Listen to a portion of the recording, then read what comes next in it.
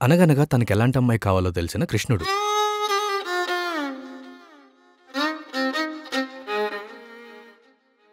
ఎలాంటోళ్ళు కావాలేంటి తమరికి?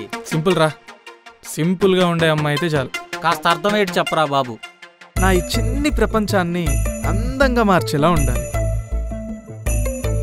నాకన్నా నా ప్రేమకి ఎక్కువ రెస్పెక్ట్ ఇచ్చేలా ఉండాలి. తన నోటితో కాకుండా కళ్ళతో మాట్లాడినా అర్థం అయ్యేలా ఉండాలి. తనకు ఇలాంటి అబ్బాయే కావాలనుకున్న రాధ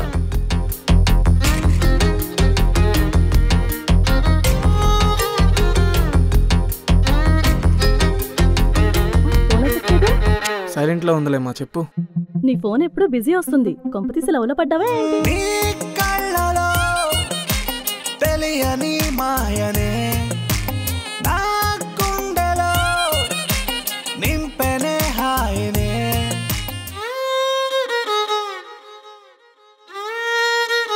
మొత్తానికి రాధాకృష్ణ షాదీ షురూ అయింది.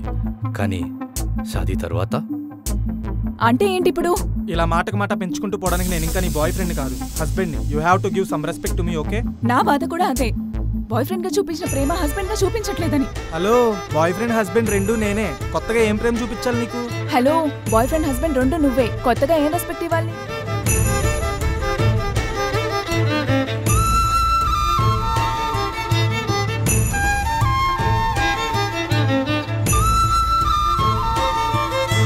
చూడు క్రిష్, ఆడవాళ్ళకి బంగారాలు కాస్ట్లీ గిఫ్ట్లు అవసరం లేదు.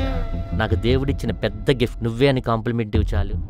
మా ఆడవాళ్ళకి ఇలాంటి చిన్న చిన్న థింగ్స్ చాలా స్పెషల్. కొందరి కోసం భరించలేనంత బాధను కూడా భరిస్తాం. ఎందుకో తెలుసా? బాధ కన్నా వారితో బంధం ముఖ్యం కాబట్టి.